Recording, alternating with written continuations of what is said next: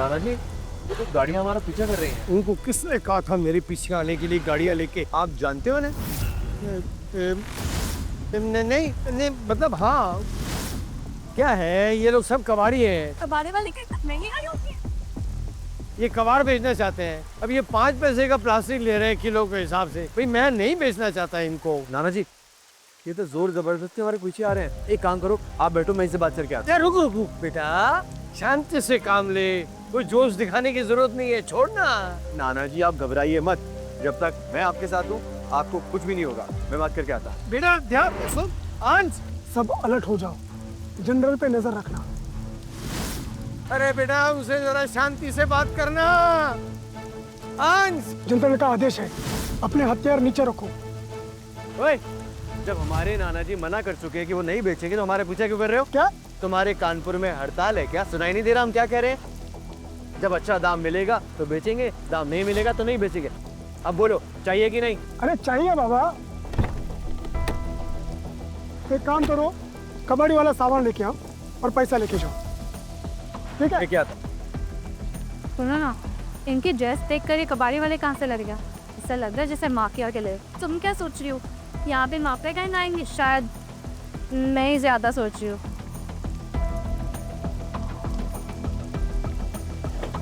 भारी है। और भी है, और लेके आ। रुको रुको रुको, कितने काफी है? नहीं, ये पैसा नहीं, गिन के लो। भरोसा है आपके ऊपर, आप नाना जी के आदमी हो। नाना जी ये तो इतना बड़ा बेवकूफ था, क्यों इतने से कबाड़ के लिए उसे इतना ढेर सारा पैसा दे दिया?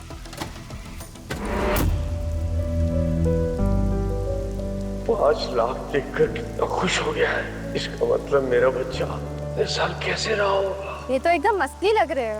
नाना जी असली है पूरा। अब इतने पैसे मिल गए तो अब हमें पाव भिगो भिगो के नहीं खाना पड़ेगा पानी के साथ। अब तो तेल और असली घी के साथ खाएंगे। नाना जी चलिए, अब मैं आपको कार दिलाता हूँ। कार?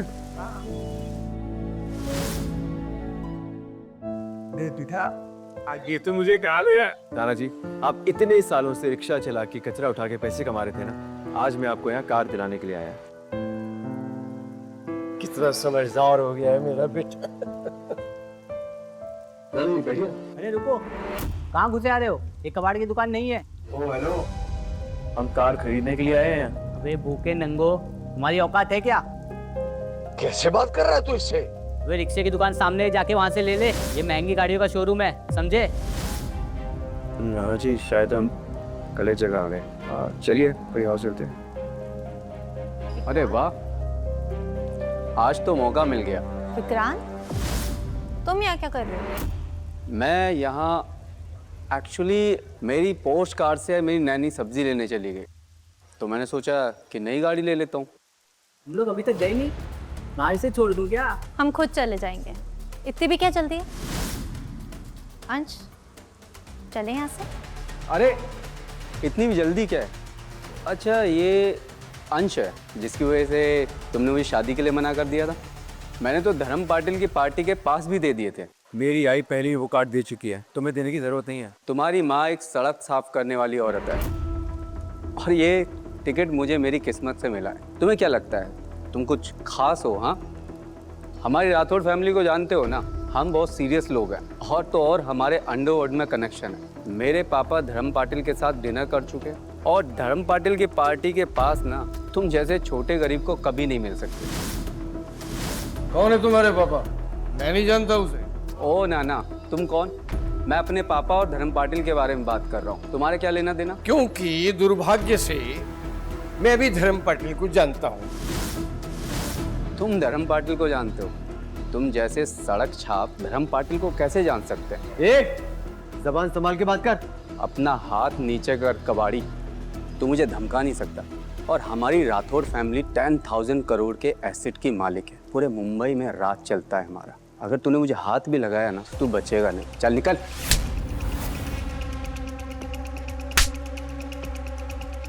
सर आप ठीक तो हैं? इस बुढ़े को तो मैं छोड़ूंगा नहीं।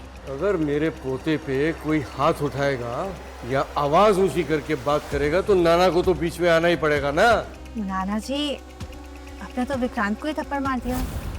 मैं तो पहले ही समझ गया था कि इसके माँ बाप ने इसे कुछ नहीं सिखाया। इसके माँ बाप को सीख देने के लिए ये करना बहुत जरूरी था। अच्छा, अब तुम सब बचोगे नहीं। ले आओ। एक मिनट विक्रांत, नाना जी और अंश की तरफ से मैं माफ़ी मांगती हूँ। चीज़ें न जाने दो। छोड़िए ना सर, एक गरीब बूढ़े आदमी से क्या लड़ना, और इस बूढ़े को कुछ हो गया तो बेकार में इस मरेले को मुआवजा देना होगा।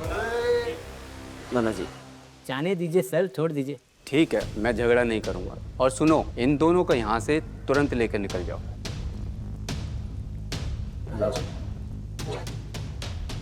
ये एक मिनट यार। नाना जी ना, गाड़ी तो अब मैं लेकर ही जाऊंगा। ले ये कार्ड है मेरा, जितने पैसे लगेंगे गाड़ी के निकाल लेना। और गाड़ी देखने को मिलेगी ना।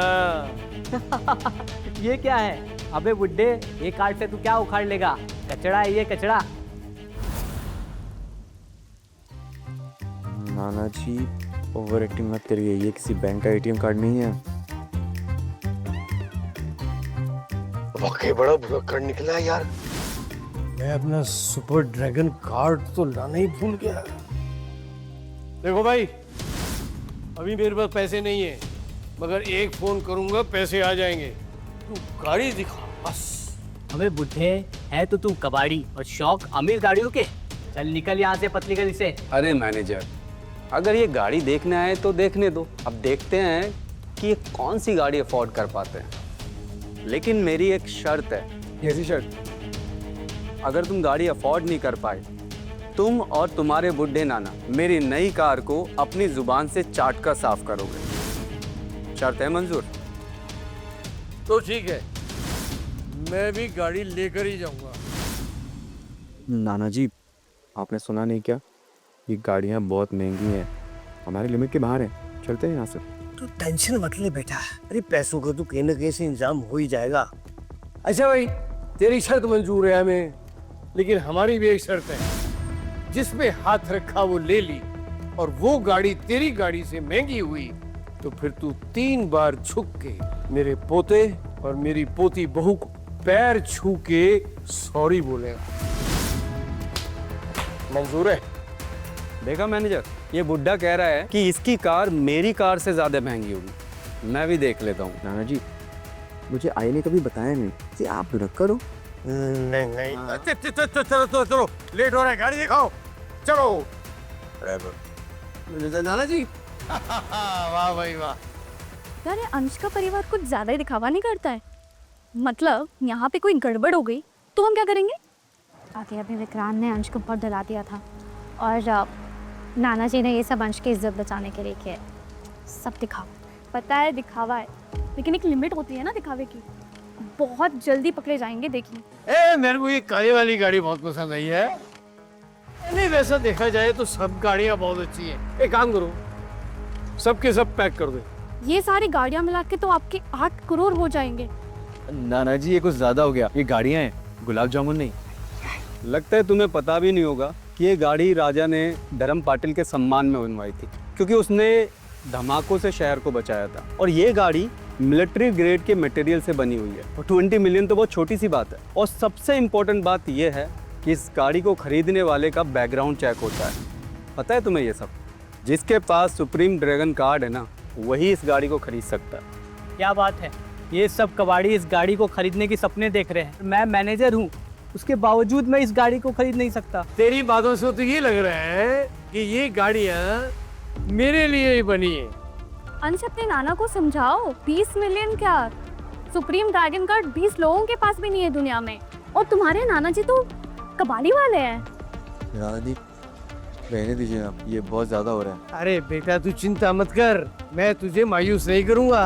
अगर इस शहर में ये काली गाड़ी खरीदने के कोई लायक नहीं है ना, तो फिर ये समझ ले कि इस गाड़ी के कोई और लायक है ही नहीं।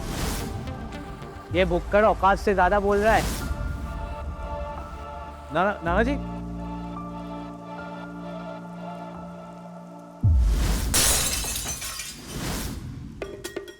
अरे पागल बुड्ढे, ये तूने क्या किया? भाई ये गाड़ी जो है ये मुझे पसंद आ गई है और ये मैं खरीदूंगा, लेकिन मुझे इसका रंग पसंद नहीं है। एक काम करो, इस पे रंग पे दूसरी परत चढ़ाओ जो मुझे पसंद हो। तुम पागल हो क्या? ये छोड़ो कि तुम एलिजिबल हो या नहीं, ये बताओ तुम्हारे पास 20 मिलियन है या नहीं? तुम कार खरीद सकते हो या नहीं? ओहो, तो 20 मिलियन की बात है सारी, उसका भी इंतजाम मैं कर लूंगा। सर क्या आप धर्मपाल पाटिल की पार्टी हमारे राठौड़ परिवार को संभालने के लिए दे सकते हैं? हमारे लिए बड़े गर्व की बात होगी। बस मेरा भरोसा मत तोड़ना, सही से काम करोगे तो आगे बढ़ोगे, वरना समझ गया सर। सर सुनो, मुझे अभी अभी 10 मिलियन चाहिए। सर क्या हुआ सर? पाटिल साहब का फ़ोन था, आप मुझे उनसे मिलवा सकते हैं? मैं उन्हें बहुत अच्छी तरह से जानता हूँ, इस मामले में मैं आपके काम आ सकता हूँ सर। जितना तुमसे कहा है उतना ही करना, ज़्यादा दिमाग मत चलाना। शुक्रिया सर, शुक्रिया। गुड्डे, मुझे दिखाना 20 मिलियन तुझे कौन देने वाला? नाना जी, आप कितनी लंबी लंबी नक पीती है, हमारे घर की हालत सब जानते हैं। हमें खावे मुसीबत को ये क्यों आप? तू टेंशन मत ले, पैसा तो मैं मंगाते ही रहूंगा। को देख कैसे अभी 20 मिलियन अभी आते हैं, अभी 10 मिनट में। इधर ही बैठ। हेलो, 10 मिनट हो गए बुड्ढे, बताओ किसको कॉल किया था? अरे सब्र कर। जिसे लग्जरी कार शोरूम से धक्के मिले थे, अब उसके लिए शोरूम के दरवाजे खुद खुल रहे हैं। असली औकात का असली तमाशा अभी बाकी है। Don't miss what happens next. Download Pocket TV now to watch the full story.